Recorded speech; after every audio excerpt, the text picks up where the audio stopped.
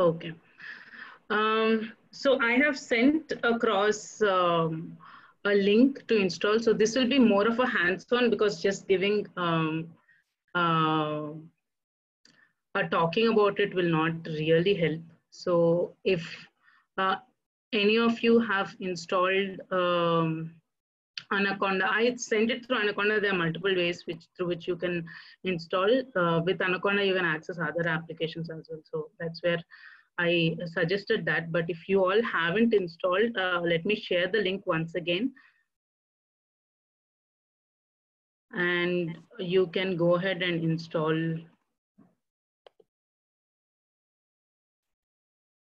If you have any challenges, just you can let me know. Challenges in installing. If you have a Mac, you can install. Monica, what about Ubuntu? Ubuntu, I am not sure. So the basically the thing that you are asking us to install is IDE, yeah? Yeah, it's Python IDE. IDE, the integrated development environment only you are asking us to install, huh? Yeah, I will be today using Jupyter notebooks to do the code. Okay. But yeah, if you can do it in Python, there might be slight differences, but most of it should work. Okay. Something I looked it up in the Google how to install Python notebook in Ubuntu, and I ended up installing something. I don't know what did I follow. I just blindly followed the commands.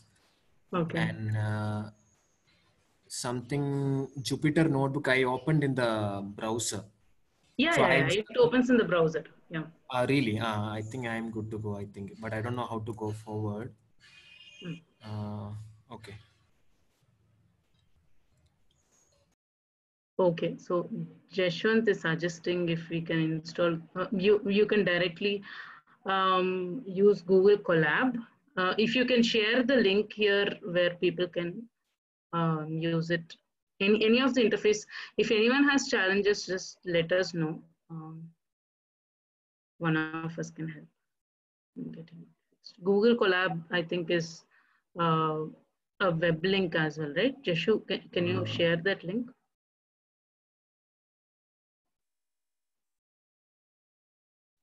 And I've also shared a file. So that is a data set. So this is primarily focused on towards data science, where how will we use Python to do some basic data analysis, and then maybe later on how to do modeling. So do we need to install anything here, Jishu, or can we directly use this link? Google Colab, you need not install anything. As soon as you open it, you will get a notebook interface. Okay. Okay. And you need to upload the data set. So from the chat box, you can your own, I think, church groups, you have a data set file also. You have to upload the file. Census income data, that's one. Huh? Yeah, the census income data.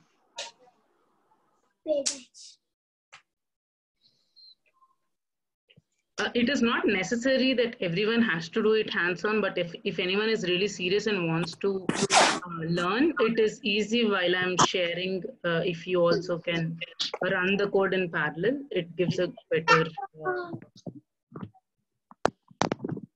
learning. So if you guys can give me a heads up, I can start off. Let me start sharing.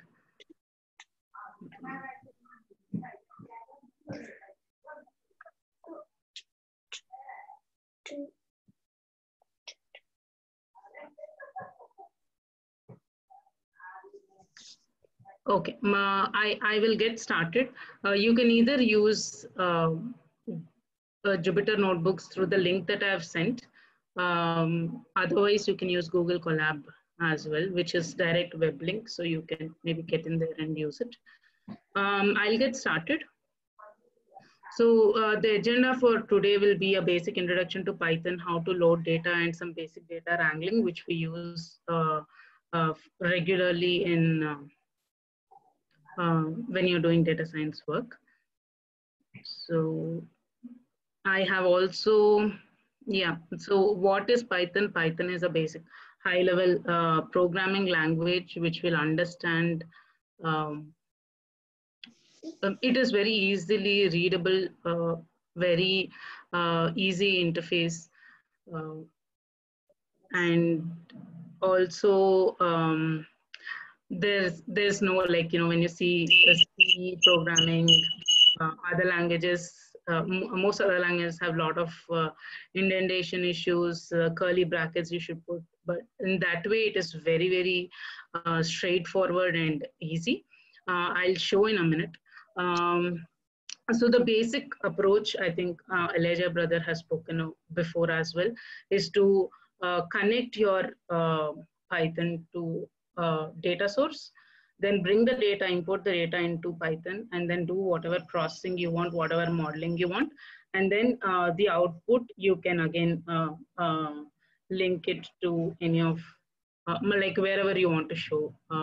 If you want to show your output in a visualization tool, you connect your outputs from here to a visualization tool, but that will come at a later on stage. So right, let me jump off to Jupyter Notebooks.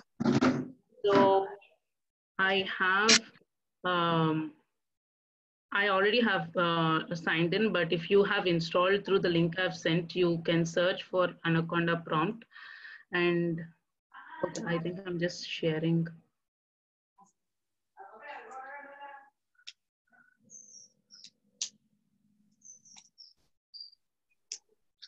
Yeah. So you will get Anaconda prompt like this, where you can just type Jupyter Notebook, just type Jupyter Notebook and press enter. And then it'll take you to a web screen, which will be,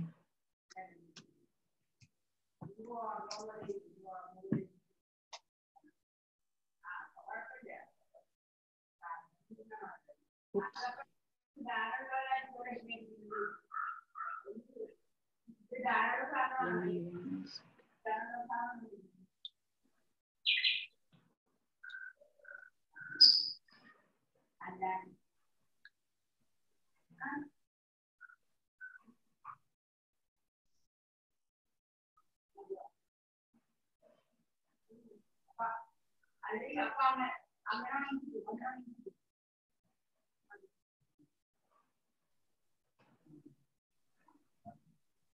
Yeah, it'll take you to a screen something like this, where you have to go to whichever folder you have your data set in.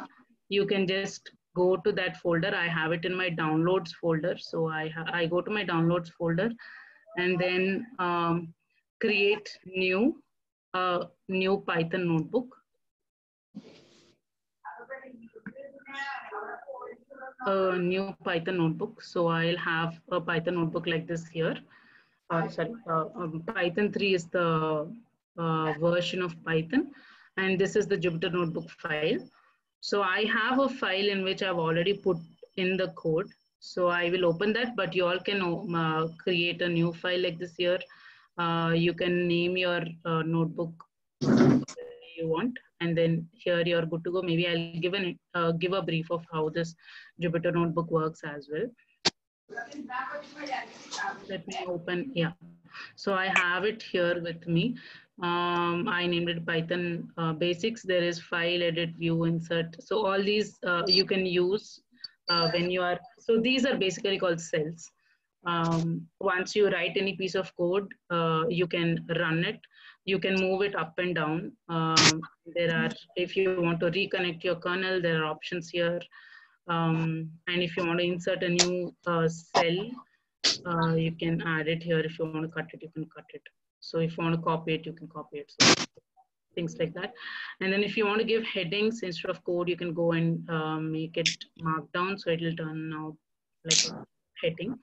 So these are just the UI things with Jupyter notebooks. let me get into Python. Now, first thing we do before we write any code is to import the basic libraries on which Python will work. If you are coming through Anaconda or through the link that I shared, there are already some libraries in there. I think even Google Colab has a lot of libraries. These are Pandas and NumPy are very basic libraries which are there in any of the interface you use. If you want to use any new package or library which is not existing in the pool of libraries that you're using from your interface, then you can do a exclamation pip install and give a package name. So the package will get installed. Any new package if you want to install. If you want to upgrade as well, you can upgrade using pip upgrade. Upgrade any of your libraries. So if there are any new functionalities added to libraries, then your old library will not be able to read that new functionality. So you have to upgrade your libraries. So that is possible by giving a pip command.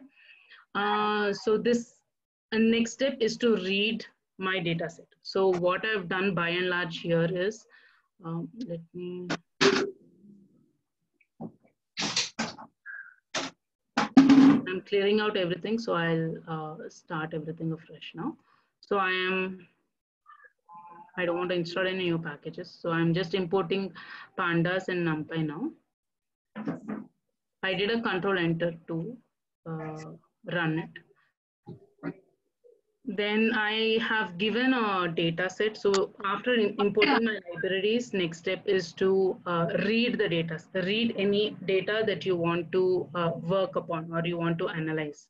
So I have shared one data set with you all, that is census income data. It's a CSV file. Now I'm using Pandas to read this CSV. So Pandas is the library. So I'm using this Pandas library to read this CSV file. And I'm storing it into, and I'm giving the name. So usually we give a path here, but because I installed it, I created the notebook in the same place or same location, which is in which my data set is there. So there is no need to give the whole path. But in general, if it's in a different location, you give a path here.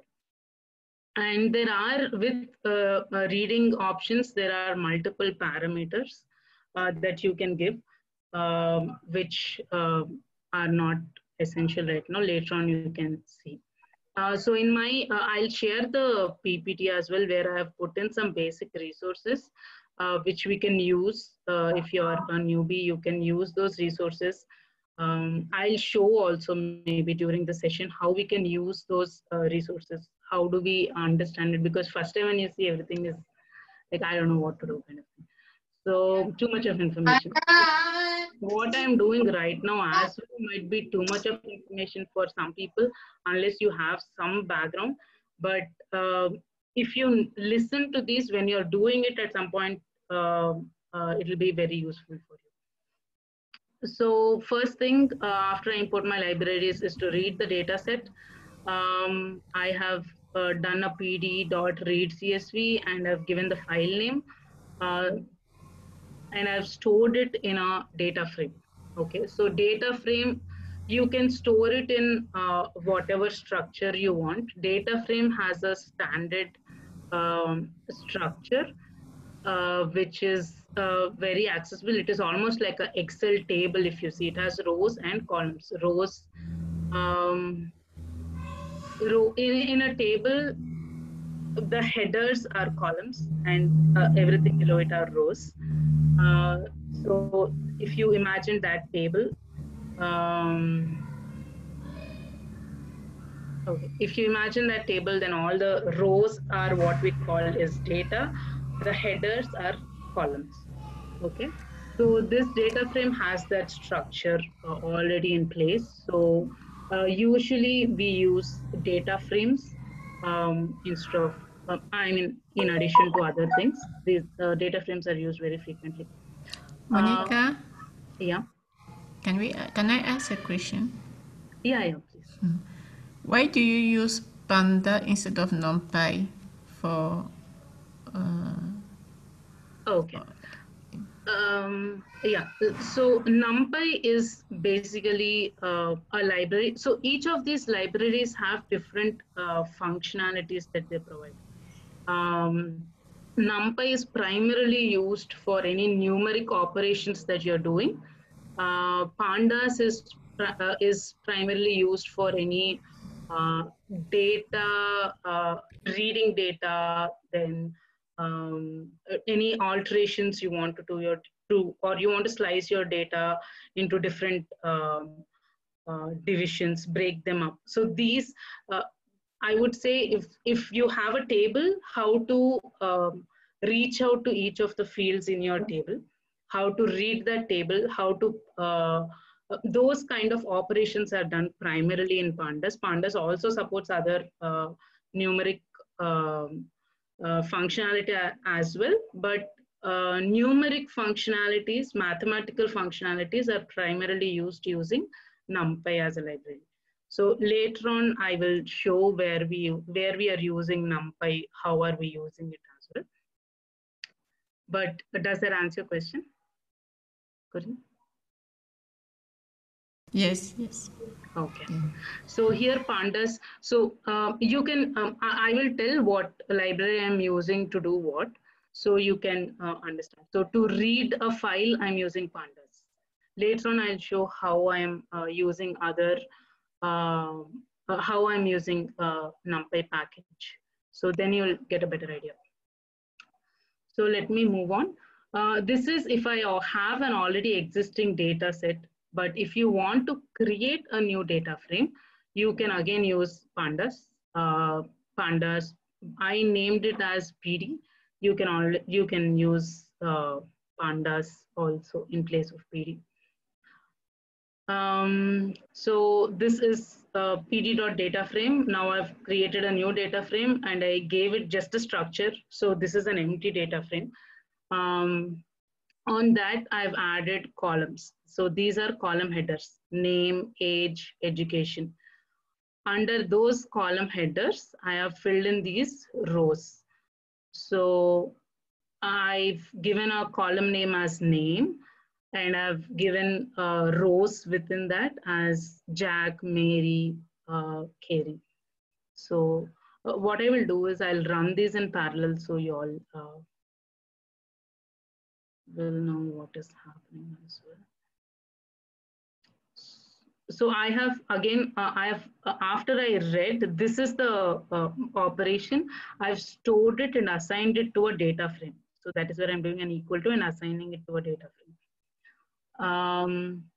Then I've created a new data frame here. So this is just another example. It's not related to DF here. Just to show how can we create a new data frame. So each of these bits and pieces will be used when you're doing any analysis or any project. So if anyone is sending any chat, I'm not able to see right now.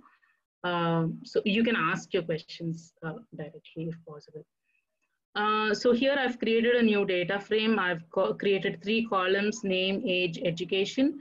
Name, I've given fields or rows as Jack, Mary, Carrie. Age, I've given their corresponding ages as 35, 75, 17, and then their education. So I'll just run this. And then I'll just print new DF. Okay, so the data frame is created here. So here I have given input manually and I've created the data frame. Okay, so I can do operations within this data frame as well, where again I'm using yeah, something like this, where I am saying if y'all are used to SQL or any querying language, we do a select star, right? So here it is very similar. I've given the data frame name. New DF is something that we have created just now sometime back. In new DF, I am this brackets is something similar to select star within this, select everything within these brackets. So here within these brackets, I'm saying name, age. So I'm just, instead of these three columns within this table, I just want to pick up 2 columns because I will work on only those 2 columns in my future analysis. So I can just pick up those 2 columns like this. Okay, and then if I want, I can, usually we will assign it to a new data frame. A general practice is not to keep on updating your initial. So now here DF is my initial data set. So just as a practice, don't keep on changing things on DF. Whenever you're doing a new operation, you create another data frame. There is nothing that you're going to lose, but just keep a track. But if you do anything to DF, you're going to lose some your basic data. A data set that you've brought in, you can again rerun and bring it. That's not the biggest of issues, but a general practice. So there is name, age. I just want these 2 columns. So I've created a new data frame which selects only name and age and puts it into a new data frame. So I ran this code, I believe. No? Okay. I just ran it. Now let me see what is there in new DF. It has only name and age. So it just picked up this piece of code. It just picked up name and age from new DF. Okay. So this is how you can create a new data frame. This is a slightly outside thing if you want to create. But now let's get back to our data set, which is the census data. I've stored it in DF as the data frame. Now, once I brought in the data into my notebook, what will I do? My first step will be to check has the data come in the format that I want it to be or not. For that, you just do df.head. Head gives us, if you don't give any number in between, it usually gives top 5 rows. So let me just do, yeah. So this data frame head is giving the top 5 rows of the table. So from this, I can just see that my data set, I have all the columns that I know are coming properly. There are no, like mismatch. So when it is marital status, it is marital status, occupation is occupation, relationship is relationship. So I know just as an overview, okay, my data frame is created properly. And what is there as the fields, as the rows. And then the next step would be to check if my data set has been read completely or not. That is one way. Other thing is, what is the complete size of the data? So if you imagine a matrix, how many rows do I have? How many columns do I have? So if it is a new, sometimes it is like you already know the data set, sometimes you don't know the data set and you're exploring it. So at that point, you can do a df.shape. So what functions I'm doing here are like a default function which we do to understand what the data set is. So I do a df.shape. So it's giving me first number is the number of rows, second number is the number of columns. So in this table, which I've shared, has 32,561 rows and 15 columns. Okay, so that is using shape. And then next step would be what are my data types? So what do you mean by data type? Let me run this query. So age is a number. So data types are basically what is the nature of the data that is within this column. Is it a number? Is it a string? Is it a date? So these are typical data types. So age is a number, so it is an int, so I'm happy. If it's not the way I want to be, then I can change it. I think I've not written that query here, but I can show you how we can change it to a different data type. So right now it is int, I'm happy with int. And then work class is object. Sometimes if Python does not understand, or then it superimposes object as one data type, but you can change it to whatever you want to. If it's a number, you can change it to a number. Like there's no number, you can change it to an integer or a float. So integer is basically a whole number, like 1, 2, 3, 4, 5. Float is like 1.5, 1.68, like that. So you have decimal places. So that is float, and float has a limitation of how many decimal places. So you can look into what all different data types are there. Then now, okay, I've seen what all data types are there. First, I printed my data set. I know what are there, and I have a sense that whatever the column header is, rows are corresponding to the header. Then I've seen what is the size by using, what are the number of rows, number of columns using shape. Then data types, what is each column? These are the columns, right? The 15 columns. Each column, what is the data type associated with it? Next is you can use something called, next is to understand next step. So these are steps. So next step is to see, okay, now I have age. Age is a number. I'm happy with it. Now, after it is a number, I want to know. So now it is 30,000 in Excel. I can scroll down and see. Imagine it's 2 million. I cannot scroll down a table anywhere and see. Excel also has a limitation, right? So I cannot scroll down and check if all the numbers, what is the range of these numbers, and basic understanding of how are these numbers or ages, what are the ages distributed like. So you can use df.describe. So this basically, if you don't give any parameters, it will give you only numeric fields. So age, functional weight, education number, capital gain, loss, and hours per week. These are numeric fields. So for numeric fields, first, it gives these parameters, which will help us to understand the, distribution of the field or the column of age. So I'll explain age, how it is. So the number of rows are 3,561. Then mean. Mean is average. So average is like sum of all the ages by number of ages. So sum of all the ages is age, whatever, how many 561 ages are there, sum of all those by 32561 will give me mean. So I'll not get into all the statistical details, but you have the mean, standard deviation, what is the minimum. So minimum is 17 years old, maximum here, if you see, 90 years old. So you have within this data set, the understanding I get is, okay, I have data from 17-year-olds to 90-year-olds.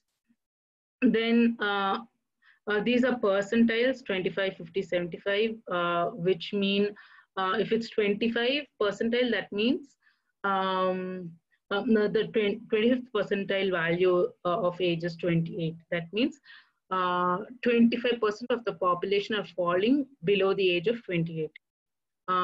Here I can say 50% of the population I mean is 32,561. 50% of them are of the 32,000 people are falling under below the age of 37. So and for 75 similar, it is 48. So it is a data set. What I can understand from this or interpret from this is, it is a data set with very young, primarily young age group data. Okay, that is an understanding which I can get with respect to all the columns. Describe gives that understanding. So you get an idea of how this field is distributed. So I can say the maximum age group is within 30 to 50-year-olds. But minimum is 70 and maximum is 90. Okay. if you're not able to follow, please ask me questions. I can repeat it again. But these are some ways of you to move ahead when you're doing an analysis. So this is how I get using Describe. I can understand the numerical fields. Then there are also other categorical fields, right? So for categorical fields, I can just give a parameter which says exclude np dot number, which will actually here remove all the numerical fields. So when I run this, all these age, all the numerical fields will go, and only I get explanation or description for categorical fields. So these are the remaining categorical fields: work, class, education, marital status, occupation, relationship, race, sex, native country, income bracket. So for categorical variables, getting an average will not make sense. So category means if as a marital status is married or not married. So you cannot get an average of that. So you need to look at those variables with different parameters. So the parameters are usually how many different categories of that that field or that column are there. Let me not use multiple terms. I'll say these as columns. So it'll be standard.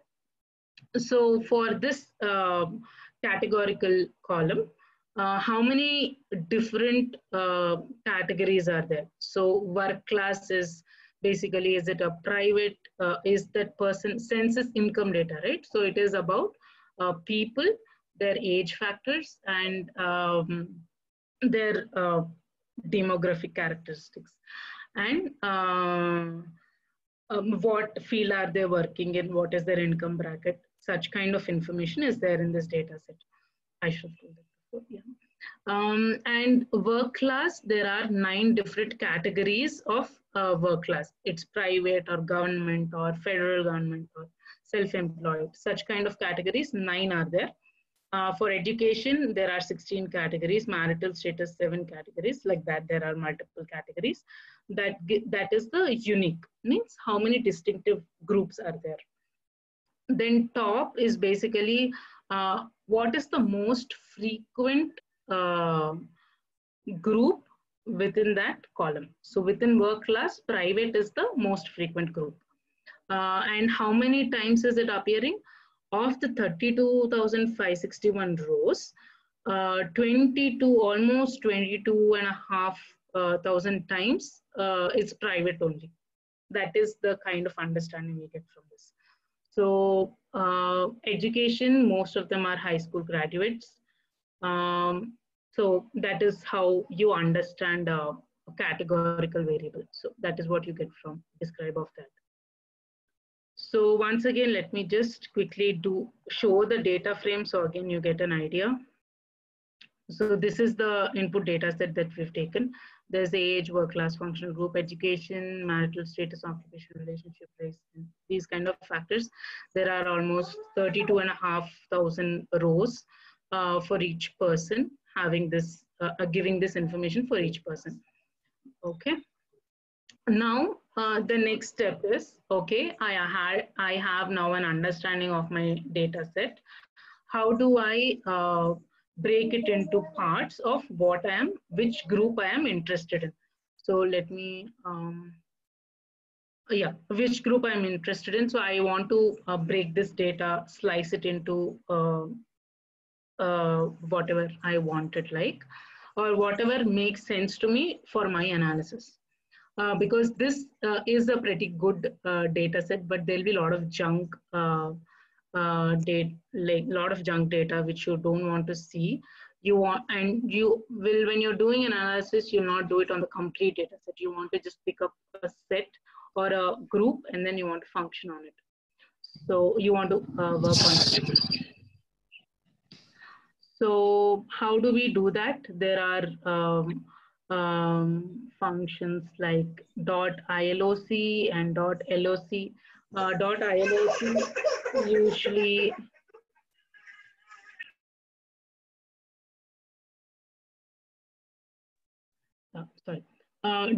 df.iloc gives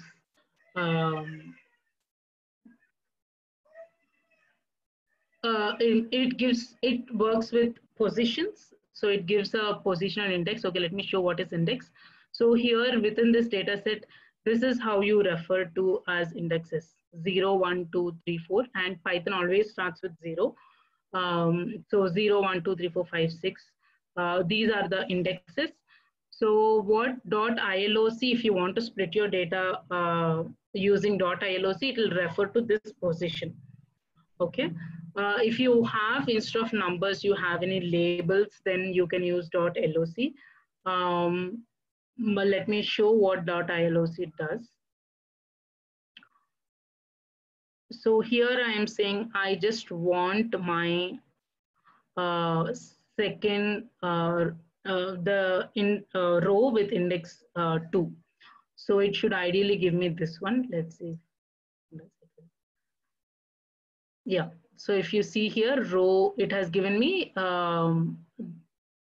the second index row. So age is 45, private 178215. So that is what it does. You can subset your data based on the positional index of your data frame. Now you can you need not just give one number, you can give a range of numbers. So I'm saying from 1 to 7 I want, then it will give me output for 1 to 7. Okay. Then if I want up to a number, or from one number to another number, I can do within the range. If I want up to 100, I need not give anything before. There is when you give like this, it will give you up to 100 numbers. Okay. So those many rows it will give as an output. So if you see here I'm not storing any of these into a new, I'm not assigning it to anything. I'm just running this piece of code. If you want to store these rows, if I want to store the first 100 rows into a different data set, then I have to a different data frame. I have to assign it to something, say df, if something like that. So if I assign it, then these I can reference this subset of data with the new data frame. So going ahead, if I want to use only 100, I'll assign it to one new data frame, and I'll use that DFF for my future analysis. That is how we do it. Okay. So any questions so far anyone has? Or is it understandable, or is it going? It's understandable, sister. Thank you. Yeah, it's fine. So, Monica. Oh, okay, cool. Thanks. I was just wondering how, so you can select a piece of code and check the output. How do you do that? Like when you are showing each functionalities, right, with the data frame. So how do you, were you using any shortcuts to get the output, or yours? No, I'm just, so that's what, so here I'm not assigning anything. So if I just run this code, my DF is stored in here. I've saved it as my data frame here.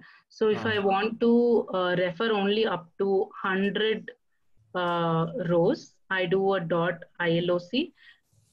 It is index location. So I do that, and I'm doing a control enter, or you can just run it. So I'm just running that cell. So when I run that cell, it goes, picks up, I mean, whatever is given as a code here. Did I answer the question, or did you ask? Yeah, that's what I wanted to do. Control enter, huh? Yeah, control enter. Okay, so basically that means now the code is actually in running state. Because how the data frame is already loaded actually. So here I have run this part of the code, right? So where I have done a pd.pandas.read CSV. So I'm telling pandas to go and read this CSV file. So this census is the CSV file, which is source data.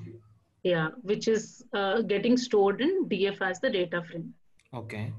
So once it reads it something like this, which is in the structure of what the source data set is. So here, if you see now, I'm running the query, so the the number is changing. So it's actually giving me, I think, yeah, some it truncates, but it gives me some rows. So the DF is now the data is now stored into this data frame. The census data which I've shared is now stored into this data frame.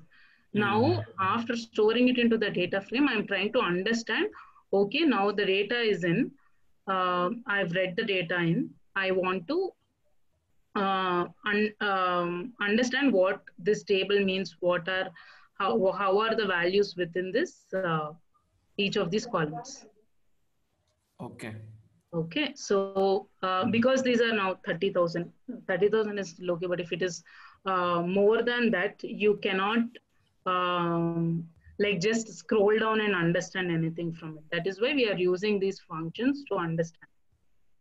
You have a shape to understand the structure, like how many rows, how many columns, then what are the data types. Describe gives you a basic summary statistics kind of understanding of all the columns. So now, after we understood the columns, we are trying to explain other functionalities or other things that you can do with Python to split your data. So I don't want to see all the data set. I want to function only one set. I just want to pick up 100 rows and I want to work on that and see whatever I am applying, is it working on that or not. In such cases, you will use a df.iloc and you give a range or exact number of row. So sometimes if you know that there is an error that is coming up for one row, then you can, in such cases, or if you have any specific row you want to look up to or a range of rows, you can use .iloc just to filter out those certain set of rows. Okay. Yeah. Okay. I have a question. Yeah, correct. If in the data, because I understand that the Python we are using for what we are doing, we are describing, what about the value that can be missed if I have any missing information in my data? Because here we have more than 30,000, yes, 30,000 rows, and how can I know that there is no misinformation in my data? Yeah, I'll go to that in a little while. Oh, okay. I'll cover that in this session. Okay. So, yeah, next step is to now here based on the index of the table, we have filtered out certain rows. But if I have any condition based on which I want to filter, you can do that as well. So if I want to only look at the age, the data, within the data, I want only to look at the age groups below 40 years and are working in private sector. If I want to do that, again, I'm doing DF within that data frame. You select this information. Then you give this condition and this condition. So here, just with the data, what I've seen is there are some empty spaces before and after private. So let me show, you cannot see the empty spaces. Let me just tell, yeah. So here private, along with private, there are some white spaces or just a space bar, a kind of spaces before and after. So when I'm doing a search on, or when I'm giving a condition saying DF work class equal to private, that is, I want to filter out on work class, which is only private. I don't want self-employed and other kind of categories. I just want private category. then it is throwing up an error. So I just, what it is, I went and used something called a str strip. So I converted all of this into a series, and I've done a strip which will remove all the, it will basically trim away all the empty spaces. And then when I've done a comparison, it worked.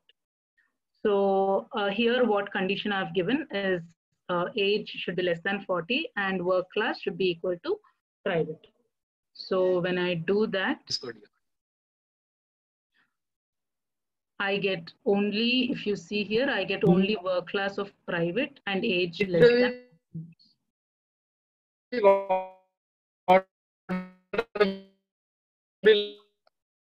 Sorry, I'm not able to follow the question. Your voice is breaking, whoever is asking.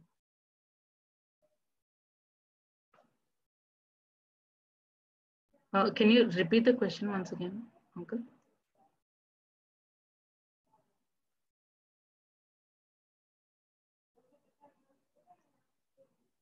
Okay, let me go ahead. Am I audible? Yes, you're audible. Okay, okay. Maybe I'll take that question later. But yeah, these are conditional filters. So I've given a condition and I'm filtering my data set on that. There are multiple ways of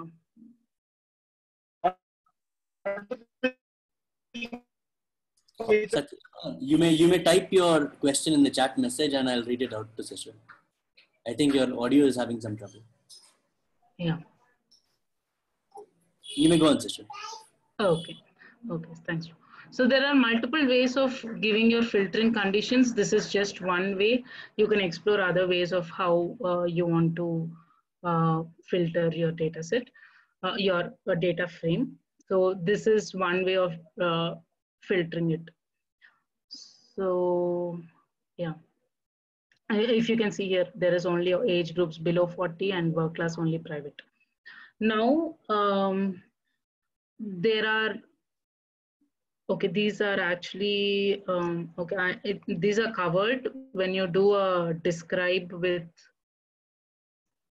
exclude NP number, you get all categorical explanations for categorical columns or string columns, object columns. If you want separately, you want to identify what are the unique groups, you can use something called unique. You do so within work class. I'm always doing work class. Let me just change it to marital status. If I say marital status dot unique, it will give me, so these 32,000 rows will have multiple times married, unmarried kind of thing. So I want only the unique 5 categories, or how many other categories are there, what are the unique categories. So I can do a df marital status dot unique. It will give me all the different unique types that are there within marital status. So I can do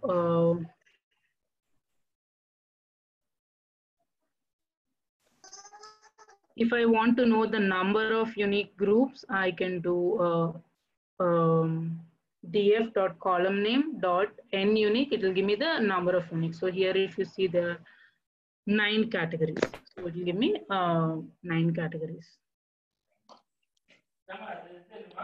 So value counts is also something which you can use, which will give you both. It will give you the category and number of times that category has occurred in the data. So this is some other functions that you can use. Then, so if you see this data set, I don't know if I do a question mark here, if you'll find. Yeah. So there are something like simple question marks here, okay, which I do not want when I'm showing a graph or showing an analysis. I don't want to show these as question marks. So I can replace these values with any other value. There are multiple ways which you can replace. So these are similar to missing values here, where you do not have information. It can, so many times it is very, it is different for different data sets. Sometimes you have like question marks like this. Sometimes you have NaNs, which is like not a number. You have blank empty spaces. So usually we pick those up when we do a unique or something like that, and there is null. Or this time when we do a work class dot unique, work class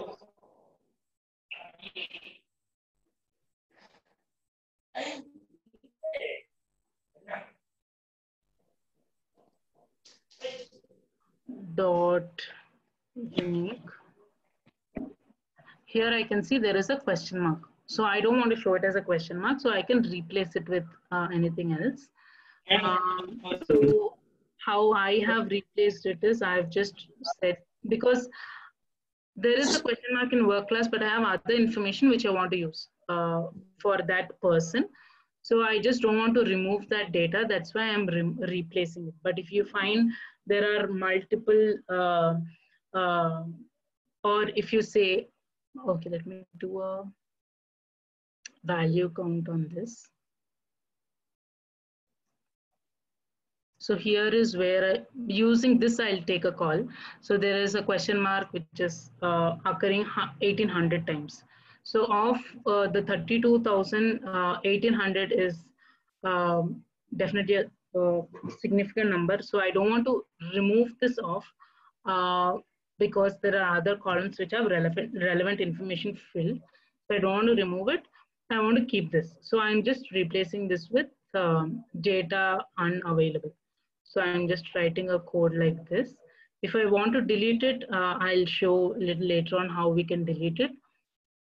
But I'm just doing a again strip because the question mark is having white spaces. So I did a str strip. Then I've done a replace the question mark with the data unavailable. Okay, now let's, and then, so this is what I have done. So all my question marks have converted to data unavailable. How do I check it? I am doing again a unique on all of this. So this is another, a good thing that Python has, which I really like, is you can just do a dot. So str is doing one job. Then I'm separating it. So df work class is doing one job where it is going into the data frame and picking up this work class column. And then I'm separating the next function by just a dot. So the next function is converting that into a string. Then I'm doing a strip where I'm just removing the white spaces. And then on the same line, I'm doing a replace. So it is just separated by dots. So the next function, you can just do a dot and write the next function. But it should be relevant. You cannot, when you're doing a group by, you cannot do some other function. So it should be relevant functions, which you can do. So I have now done after replacing, I've picked up work class, I've removed the empty spaces. Then I've replaced the question mark with unavailable, data unavailable. And now I'm checking once that is replaced, what are the unique values. So here in place of question mark, you can see it is unavailable. Okay, so this is how, if you want to replace any data, it regular expressions also it has, you can use replace using them as well. So it accepts all of those. So you can go into documentation. I have provided some links. You can use that. So each of these will have multiple parameters as well. By parameters, I mean something like what are the input. So this is a function. What are the input features I'm giving? This is one input feature where I'm saying wherever there is a question mark, do this. This is another input feature. Like that, there are other supportive input features that you can give to any function. So yeah, so that is replace. Now the question marks have got replaced to data unavailable. Okay. Monica, why did you use the unique? Then after that, after replacing, why did you call the function unique on that? I just missed it, I think.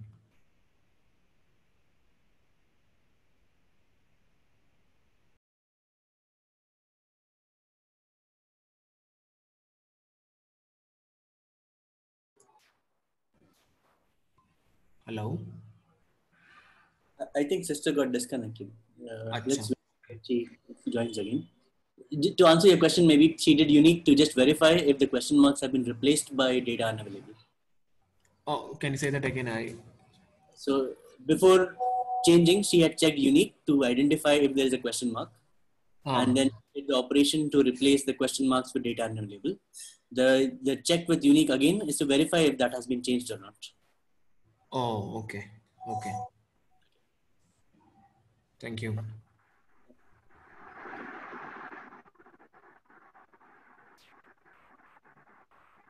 Just a minute, everyone.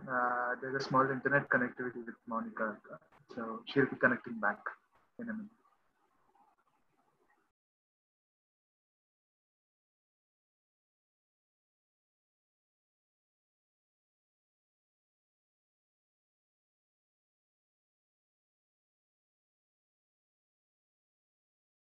You can do it, Elijah. Elijah? Hello? Yes, yes. Yeah, Antoine speaking. Yeah, sorry, I was a bit late to this training. So I missed all the starting where she was explaining how to import libraries to read dataset. I don't know, does someone got it very clearly? So I just wanted to, if someone can refresh my mind regarding this, that Okay. first. To import library, so we are using packages from inbuilt Python packages. I think sister is back. Okay. Okay. Sister, sister Antoine brother was asking, can you refresh on how to import packages and even how to import the data items? Yeah, sorry, I was late to the training. Sorry. Yeah, that's why I missed that part. Okay, sure. Yeah, I'll just share my screen once again. I think, Elijah bro, you need to make me host. I'm not able to share. Okay, I'll make you host again. Yeah. Just try now.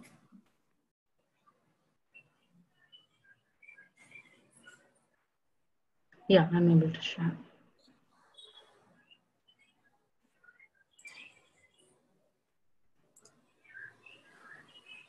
Yeah. So here, once you know what all are the libraries you want to, you will be using. So many times only when we are doing the analysis, we get to know, okay, this function is available. I can do it better in some other library, but the most frequently used ones are pandas and numpy. So you just give an import pandas and give a name to it, and then going ahead, you can refer to it as whatever name you've given. So just this is the way you can import. And if you want to install any new packages, you can just use exclamation pip install, or if you want to upgrade your packages, you can use pip install upgrade or pip upgrade, or you can just look up for the. So this new package gets installed on the run? Yeah. On the run from the internet? Yeah, it goes with, once you install it, sorry, can you repeat your question? How does it get installed? Where does it pick it up from? That's what I'm asking. Where it get picked it up from? Is it picking it up from the during the compile time from the internet or during the runtime from the internet? Yeah, it is, maybe I can answer that. It is picking up from the internet. So there's a website called as pypy.org, pypy.com.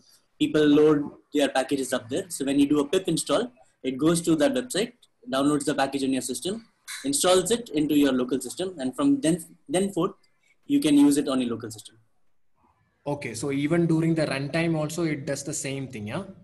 Like the runtime is when you are executing that itself is the runtime, where it is running, installing, and then it is available for you to use in the future. Okay, okay. You only need to know the name of the library you want to install, right? Yeah, the name of the package. The package, yeah. Okay. And sometimes if some functionalities don't work on all of the versions, so you might have to upgrade the version of your package for some packages. Okay, thank you. Yeah. So Someone was asking a question when I was in replace. Elijah, did you get to answer that or? No, I think Satyendra brother was asking the question, but we could not hear and he's not posted on the chat message. Brother, you're here? Can you ask the question? Brother, no questions actually. No, yeah. All clear. Yeah, thank you. Okay, cool.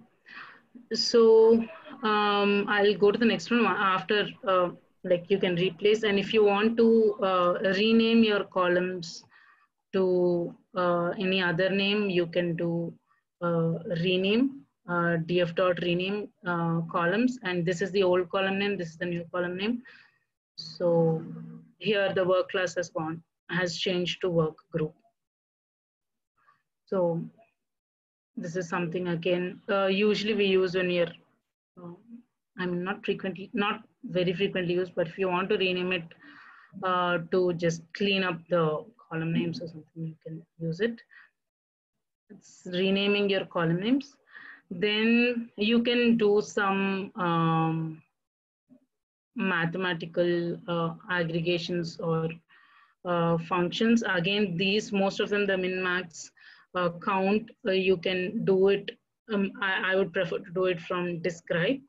But within any code, if you want to, like when you're writing a piece of code where you want to only pick up the maximum value of that column, then you can use min, max. So let me just show one.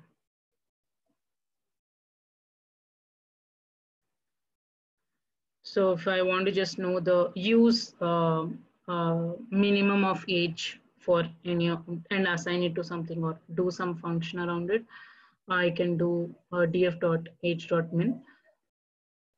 Similarly, we can do a max, or if you want to do an average, you can do a mean. You'll get a mean. So like that, there are different mathematical functions that you can do as well. Then if you want to do again a sum, you can do a sum as well.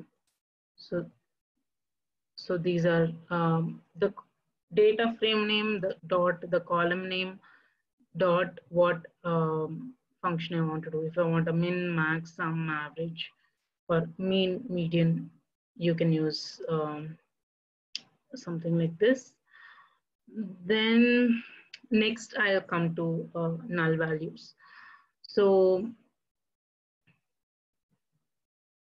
you can use first to identify, because to identify if there is a null or not, you can do something like a df.info, where you will get for each column, the range index is how many rows are there. There are 32561 rows. And for each of the columns, these are how many rows that are not null, okay, which are not empty. Now, null is basically empty. Whatever is not empty. So here, if you see, this is a good data set. Again, I said all of these have some or the other value might be junk, like the question mark was a junk. But otherwise, there are no empty rows. If you can see, there are 3, 2, 5, 6, 1 rows, and all of these are filled. And the data type. So this is one way. There are multiple ways. If you identify, you can also do a dot is null. And if you, many times this comes of use, if you want to know, let's say here there are no nulls, but let's say there is a null, then you want to know how much, how many nulls are there in that column. So you can do data frame name dot column dot is null. So it picks up is null, gives a true false output. And then you're just doing a sum. So when you do that, you get, here there are no nulls, so it is 0. But if you happen to have nulls, it will give for that column how many nulls are there. So Corinne, does this answer your question? I think you have not. Yes. So there are multiple ways based on the business use case. There are different ways of how you want to handle these empty values. They are not of any value. If you want, you can, if it is an important field, then you can impute it. If it is useless, you can delete it. Or if you want to still keep it because other rows, like how my question marks were relevant because other rows had information. So I don't want to completely remove that row. So I can keep it and I can just replace it with some value which says like data unavailable, or you can do for numbers, maybe give -9999, something like that. Yeah, .sum will give you how many of such are there. So you can just get a percentage of, you can do just a percentage of how much nulls are there and see if that column is even useful to keep it in my analysis, or that row is useful to keep it in my analysis or not. Now, if I want to delete such rows, I'll talk about that, deleting rows and columns. If I want to delete any of my rows, so I am here, what I'm doing is filtering out executive managerial as an occupation. So I'm saying within my data frame, wherever the occupation is not equal to executive managerial, only give me those roles, those rows of occupation. Okay, so if I do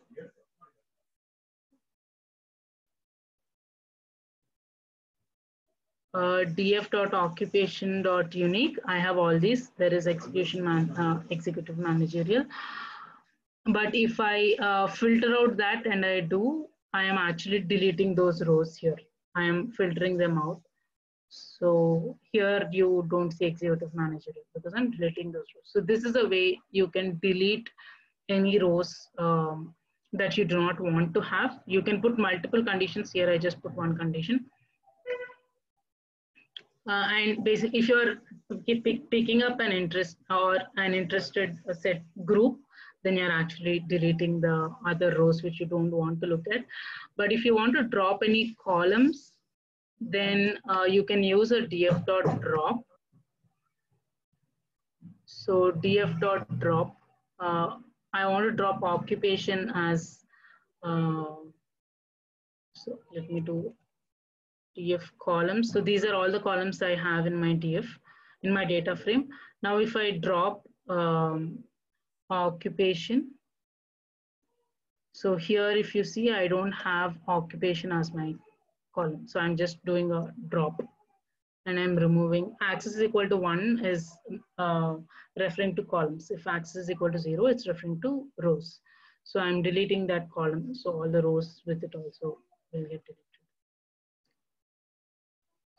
So let me go next. Yeah, next is something again, which we come across. Usually we take care of it when we are assigning data frames. So when we are reading the data set itself, we usually do a duplicates removal. So this is another issue with data frames where, I mean, it's not an issue with the data frames. It is an issue with the data sets we have. So if we have dirty data sets where all the rows are repeating multiple times, I don't want to see that. It will give me a wrong understanding of any graph or any analysis I do. If the same thing is repeating multiple times, so those are duplicates. I want to remove those. That is one way. If the complete row is repeating, there is in no way you want to use that. But in some cases, I want, I have like a unique ID, and I don't want that unique ID, which is the key to that table, to repeat. So in such cases also, you can do drop duplicates. But if you have, if you do just, let me do a count so you all know what df dot count. So I have 32561 rows.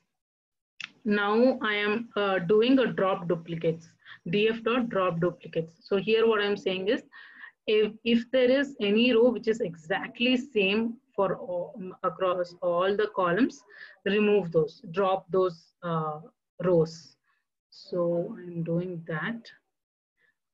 And then when I see I have 32537. So there are around 30 duplicates in this table. So I am just, if I want to remove them, I remove them by doing a drop duplicates. I can do a drop duplicates when I'm reading. This direct drop duplicates, usually it's done while reading the data set itself.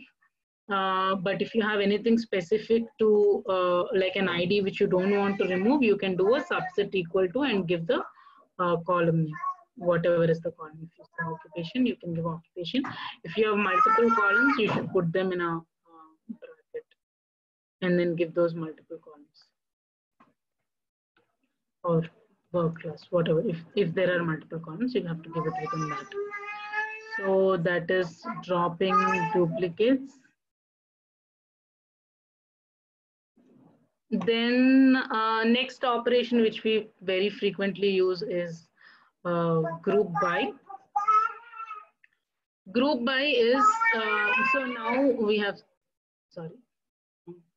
Now we have seen,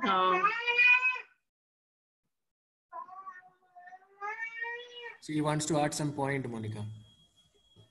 Yeah, she just going louder and louder. Yeah. So if I want to,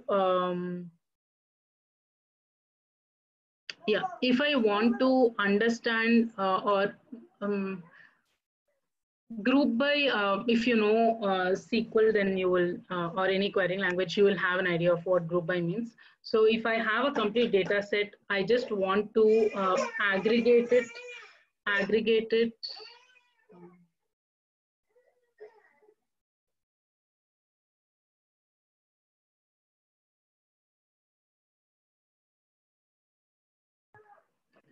Yeah.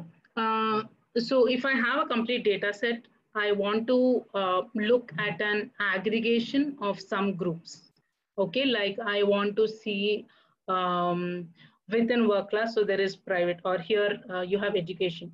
So within education, all the different categories of education, I want to get what is the average age of each of the category of education. So I am just aggregating all of these age fields for within one category. So what it will do basically here is, in this table, it will go look for education, one category which within education, and it will sum, here I'm doing a mean. So it will do an average of all the age, age values within that education category, and it will take a mean of it. So let me show how the output looks like. Okay, there is some error.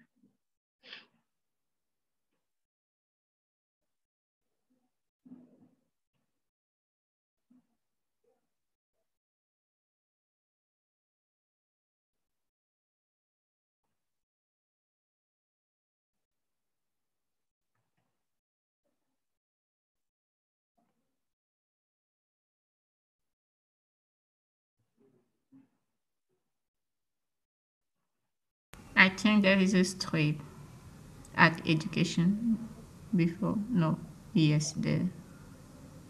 Sorry? Yeah, you used it. Okay. Yeah. So, okay.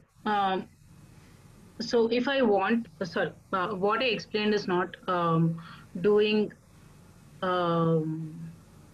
yeah. So here what it is doing is, it is doing a group by of education and each of the age categories, but that is not what I want to see. what I want to see is within each of education category, I want to see the average of age. So I'll just remove age as part of my group by.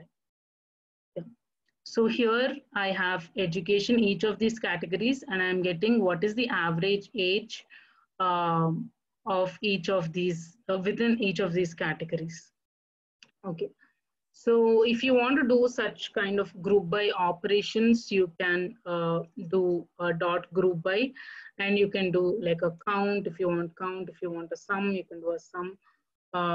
Or if you want to group by different categories and you want to show it as part of any visualization, you can do that. And if you want to, so this is not stored into the data frame. Usually the output, sometimes we come across such issues. So this output is not stored into a data frame directly. So if you want to store it into a data frame, you can do something like this, create a data frame, and then within the data frame itself, you do the group by. So you will get a data frame kind of output, and this data frame you can use for your analysis going ahead. So I think we're almost running out of time. So I just have two more topics which are used. So apply is again for a group. If you want to do any function to apply any function to a group of values, then you can do apply. So the first one is not to a group, it is to all the columns, all the rows within education. I just want to apply the upper function. Upper is basically now, so these are the education categories. So when I do, when I apply this function upper to all of these rows in education column, it comes out like this. So 9 small th became capital Th. So this is a one-time apply function is very handy. You can just write a common generic function, or you can already create a function and then bring it in here as well. And you can apply it to all the whatever row, whatever columns you want to apply, whatever rows specifically you want to apply, you can do that apply. Okay. But if you want to, it is generally used, apply is used over a group of rows, or yeah, group of rows of a column. So here, if I want to get the count of races of different categories within race, I am doing a group by race, and I'm applying the function x dot function, x dot count. So when I run it, I have race, American, Eskimo, and all these different kinds of races, and what are the counts of, so this is for all the columns, but the numbers will be same. So for race, within these categories, I have these many numbers. So that is one functionality which you can use, apply. Then next most frequently used are concat and append. Maybe I'll talk about these a little more next time also. I'll just give a brief idea now. So if I have, so here I have split up my data set into up to 30,000 rows and beyond 30,000 rows as two different data frames. And then I want to concat or append is if you have two different data frames, you can combine them together and bring them into one data frame. So I have two data frames here, data frame 1 and data frame 2. I just want to append all the rows, so axis 0. So I want to just do a vertical append. So I can do a pd.concat.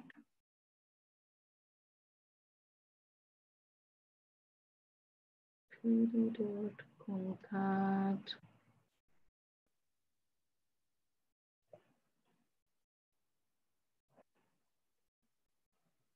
Yeah. So I can do a pd.concat, and then now I have all the 32,560 rows here. I've just combined the first df1 had only 30,000. df2 has around 2,500. I just have concatenated both these data frames into one data frame here. So I can assign this data frame into another, this concatenated data frame into another data frame.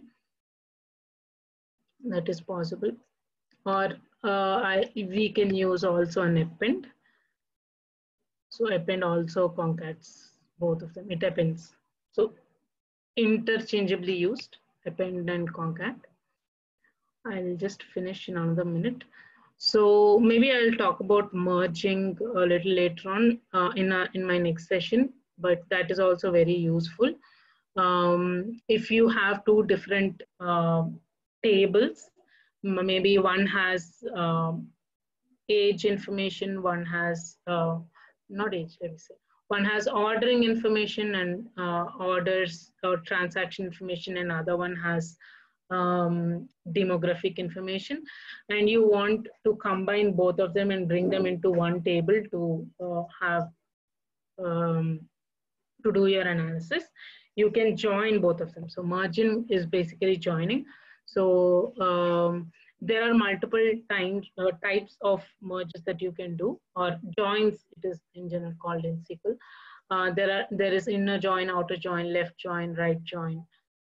So you can do, you can, by default it does an inner join, but if you want to do a different type of join, you can give whatever type of join you want, and on what fields do you want the join to happen. If you have in your two different tables different column names for it, you can do a left on and a right on. Maybe I'll do merging again next week so that I can. So df1 is one data frame, df2 is another data frame, and we can do just a pd.merge and merge these two data frames into one data frame and use it for further analysis. So with that, this session is, I mean, that's all I have for this session. I have a PPT with some resources. I can share it with you all. You can use those resources. So every time it is not, so for me, I did not go through any formal training. So I always learned through my job. I get errors and then I debug the error, see what it is, and then I learned it that way. But yeah, this is a good head start for if any of you is interested in starting. If any, so with this I'm done. Any of you have any questions? I can take it.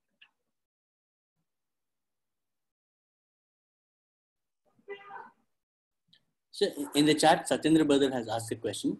It says like this: can we differentiate where to use pandas and where NumPy is suited for computation? So for computation, if you mean mathematical computations, then primarily you will use NumPy. Pandas is more of data structure. Pandas also has, but little limited. NumPy is if you have series, if you have any arrays which you want to work on, then NumPy is very like that mathematical oriented as compared to pandas.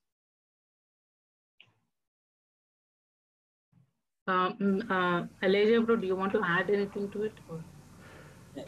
I think that's right. Maybe one more idea that we can add is generally what I have seen is NumPy is mostly used if you want to implement machine learning algorithms from scratch, because that is where you would require a lot of computation, especially when you're doing iterative tasks and things like that. I think NumPy is very good for that. Pandas is more data science, data wrangling based operations if you want to do. The Pandas is very useful. It is very user friendly in that sense.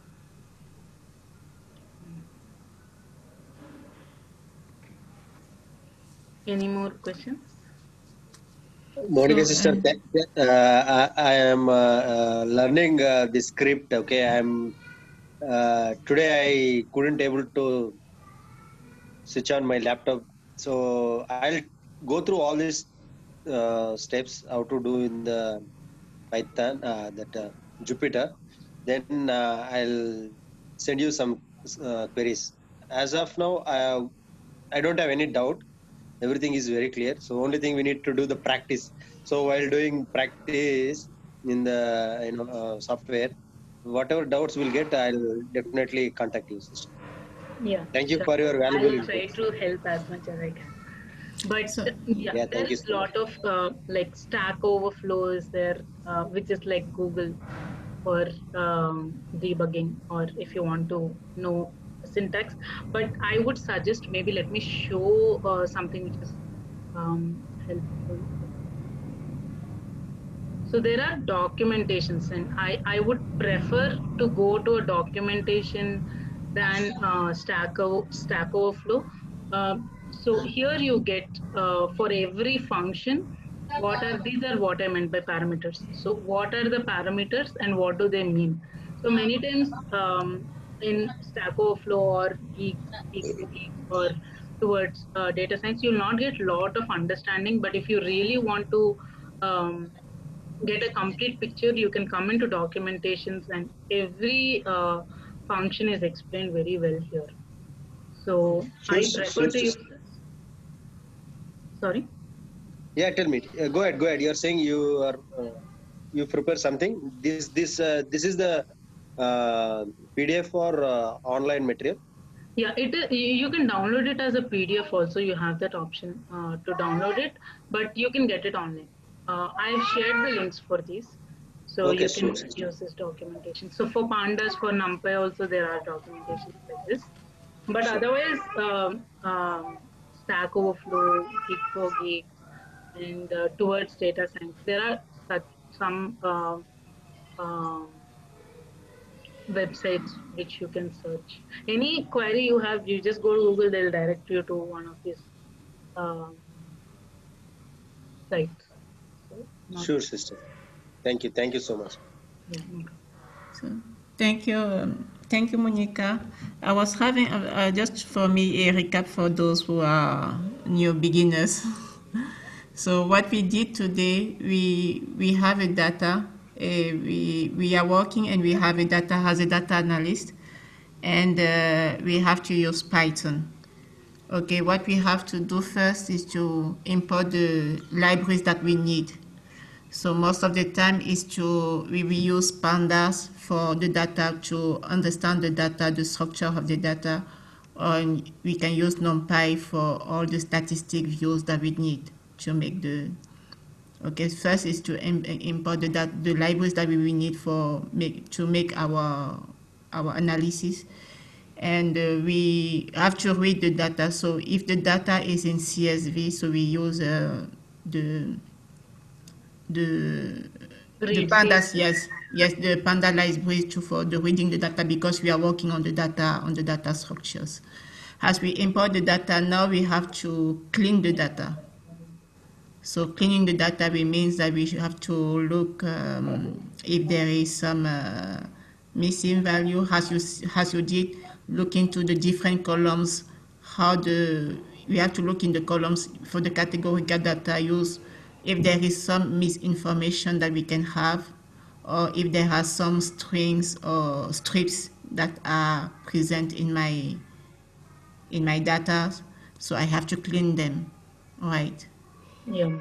So, and if there are some missing values, how to clean the missing values, as you did on with the categorical with the question mark, where we have to change on data unavailable, or if we have a missing value, we have to impute or see what we have to do later for the missing values. And Yeah. what we see, if we have duplicate data, we have to remove the duplicate data and everything. My point was on or deleting the column that we don't need, or drop the duplicates. Okay.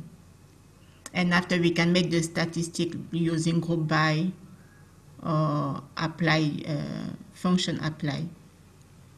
But those one I don't apply. I didn't catch it well, but group by. But I will see after for the for the recording. What we can, how can do it? Yeah. Maybe Okay. next session I'll start with apply concat and merge. So it'll be a revision. But that was a good overview. Thanks, Karan.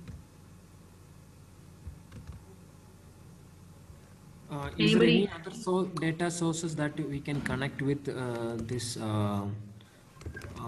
library? I mean, this Panda library, like the SQL table. Yeah, there are a lot of open source. Maybe I'll add it in the PPT. There are a lot of open source. This data set I picked from Google open source data. But you can, there are multiple sources, so I will share that those links to you. Yeah, I know. I was asking, we can connect with a SQL table also. Huh? For example, see, this is a static data, right? Like, see, this is now for the sake of explaining to us, you took a static data where you have it in your local system.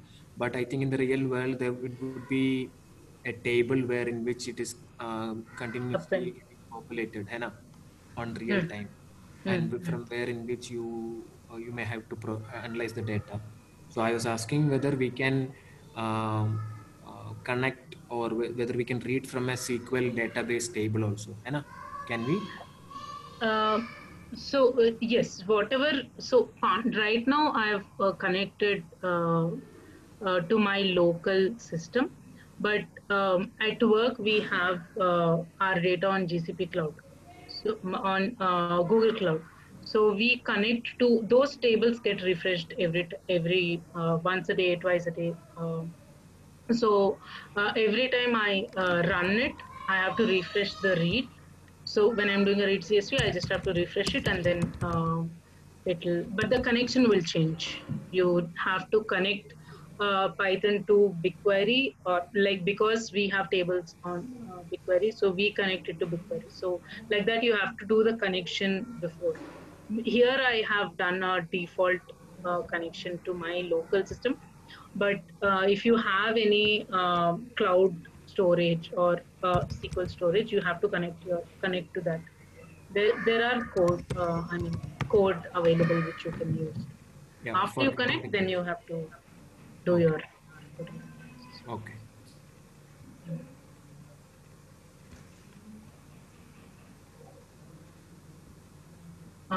Any more questions?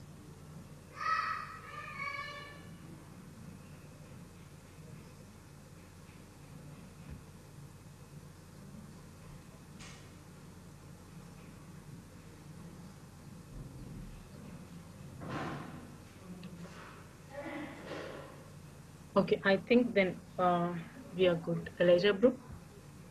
Yes.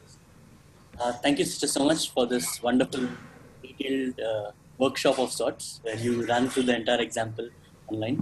I think it was very informative for all of us. Even for me, after some experience also, I learned a lot of things from your explanation. Thank you so much. We look forward to meeting you. Yeah, thank you. Thank you, Monica auntie. Thank Why you. I'm not auntie? I might be auntie. Yeah.